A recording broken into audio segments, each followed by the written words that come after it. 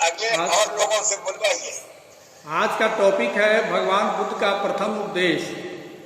भगवान बुद्ध का प्रथम उपदेश, जिसे धम्मचक्र प्रवर्तन सूत्र में वर्णन मिलता है, विनय पिटक का महावज्ञ है एक चैप्टर, उसी में इसका वर्णन मिलता है।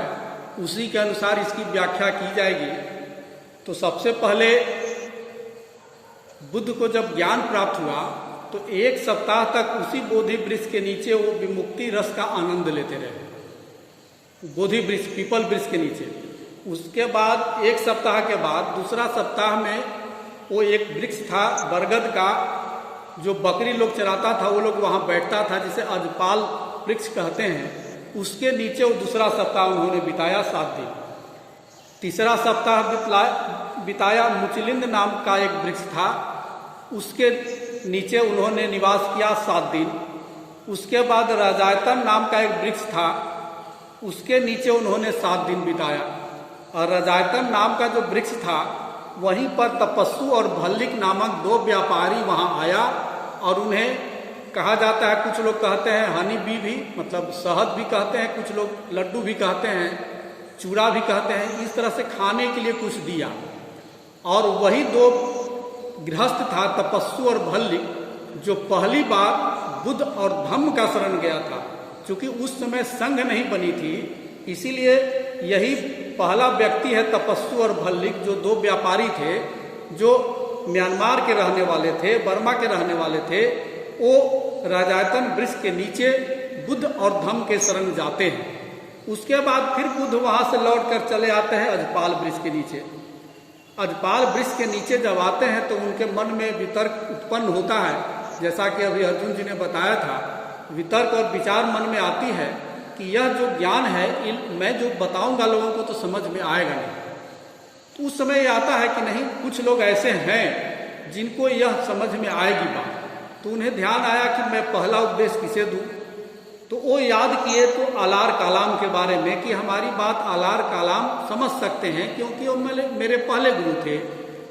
तो उन पर जब ध्यान लगाया तो देखा कि वो 1 सप्ताह पहले एक्सपायर कर गए। दूसरा उद्दक रामपूत के बारे में सोचा, तो उसके बाद मैंने उद्दक रामपूत से भी एक स्टेज तक सीखा था, तो उनको मैं बताऊंगा तो जल्दी समझेंगे। तो उन पर जब ध्यान लगाया तो पता चला वो रात में ही एक्सपायर कर गए। तो ये वर्णन जो मिलता है 28 दिन के बाद, 28 दिन तक वहीं रहे, मतलब बोधि वृक्ष के आसपास ही रहते हैं। इसका वर्णन आप अगर जातक 8 कथा में देखेंगे तो वहाँ दिखाता है 49 दिन, लेकिन त्रिपिटक में ऐसा वर्णन नहीं है। उसमें वर्णन मिलता है कि फिर इच्छा अनुसार जितना दिन रहना था वहाँ रहते हैं, फिर वहाँ से चलते हैं कि चले। जो 5 मेरा शिष्य था, मेरे साथ में जो सहयोग कर रहा था, शायद वो मेरी बात जल्दी समझे, तो उसको समझाने के लिए, उनको धर्मोपदेश देने के लिए बुद्ध वहाँ से ध्यान लगाते हैं। तो देखते हैं वो हमारा शिष्य है कहाँ। तो देखा कि वो वाराणसी के पास, वाराणसी के रास्ते को चल पड़े। रास्ते में उपक नाम का एक आजीवक, मतलब जो नंगे संप्रदाय था, नंगा रहता था, वो मिला साधु। उससे बातचीत होती है, जो भी होती है उसकी चर्चा हम लोग यहाँ नहीं करेंगे। उसके बाद वो वाराणसी पहुँचते हैं। वाराणसी पहुँचने के बाद वहाँ जो भी 5 लोग था, जब देखता है कि सामने से गौतम सिद्धार्थ चला आ रहा है, तो 5 के दिमाग में ये बात आती है कि माइक्रोफोन ऑन कर लिया जाए सर, डॉक्टर साहब आपकी आवाज़ आ रही है सर, ऑफ कर लिया जाए सर, आवाज़ आ रही है सर। तो वो देखता है कि तो गौतम सिद्धार्थ चला रहा है, ये तो जोरू बटोरू वाला हो गया, ये तो जो है तपस्या कर रहा था, ज्ञान मिला नहीं, ये धर्म से भटक गया है, हम लोग इसको आदर नहीं करेंगे। लेकिन ठीक है, क्योंकि हम लोग इसके साथ रहे हैं, इसीलिए इसको बैठने का एक जगह दे देते हैं। तो बैठने के लिए एक आसन लगा दिया। लेकिन जैसे जैसे बुद्ध पास आते गए, वो 5 का जो एग्रीमेंट था वो आपस में टूट गया और सब बुद्ध के स्वागत के लिए झपटने लगा, आगे बढ़ने लगा। कुछ लोग दौड़कर पानी लाता है, कुछ लोग स्वागत करता है, कुछ लोग सफाई का कि यहाँ बैठिए, यहाँ बैठिए, और बुद्ध का स्वागत करता है। बुद्ध उसके बाद समझाते हैं, बताते हैं, तो वो लोग बताता है कि आउस कह के बोलता है, मित्र कह के बोलता है। तो बुद्ध कहते हैं कि मैं अब गौतम सिद्धार्थ नहीं रहा, मैं बुद्ध बन गया और बुद्ध को आउस नहीं कहना चाहिए, तो कहता है कि तुम जोरू बटोरी वाले, तुम क्या बात करोगे, तुम तो तपस्या भी छोड़ दिया था, तुम्हें कुछ नहीं मिला। तो बुद्ध कहते हैं कि क्या पहले मैंने कभी ऐसा कहा था? तो कहता नहीं। तो जब मैंने पहले ऐसा कभी कहा नहीं, तो मैं जो कह रहा हूँ उसको ध्यान से सुनो। और तब वो पांचों लोग कन्विंस हो जाते हैं, बुद्ध की बात सुनते हैं। तब बुद्ध बताते हैं, जैसा कि हमारे इंजीनियर साहब ने भी बताया है, डॉक्टर साहब ने भी बताया, कि बुद्ध बताते हैं कि जो भी इस रास्ते पर चलना है, जिसे दुख से मुक्त होना है, तो उसको दो अतियों का सेवन नहीं करना है। जो पूरा जो है भोग विलास में डूबा हो, या पूरा भोग विलास से दूर हो, जो अपने शरीर को पूरा कष्ट दे रहा है। तो साधु को या जो इस तरह से प्रवर्जित है, उसको इस दोनों रास्ते को छोड़ देना है और मध्यमा प्रतिपदा पर चलना है, मध्यम मार्ग पर चलना है। तो मध्यम मार्ग है क्या? मध्यम मार्ग 8 अंगों वाला है। 8 अंग वाला, इसकी चर्चा हम लोग पहले भी कर चुके हैं। आर्य अठांगिको मग्गो, यहाँ आर्य का मतलब बुद्ध से है, न कि आर्य या कोई रेस से है। तो आर्य अठांगिको मग्गो मतलब बुद्ध ने जो सत्य की अनुभूति की कि यह दुख है, दुख का कारण है, दुख का निवारण है और दुख का मार्ग है, दुख निरोध का मार्ग है। तो जो दुख निरोध का मार्ग है वो 8 अंगों वाला है। वो 8 अंगों वाला जो आर्य अठांगिको मग्गो है, उसके बारे में बुद्ध बताते हैं। इसकी चर्चा हम लोग पहले कर चुके हैं, तो इसलिए हम उस पर जाएंगे नहीं ज़्यादा।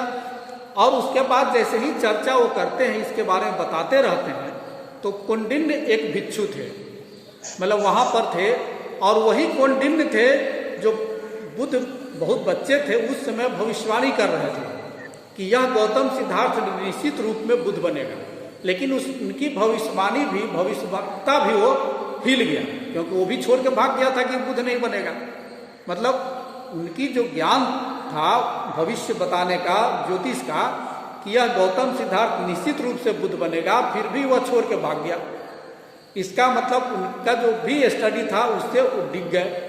और यहाँ जैसे ही बुद्ध पहुँचते हैं, उपदेश देते हैं, तो वो कौंडिन्य ही था जिसका चक्षु जो था, जो धर्म का चक्षु था, वो खुल गया।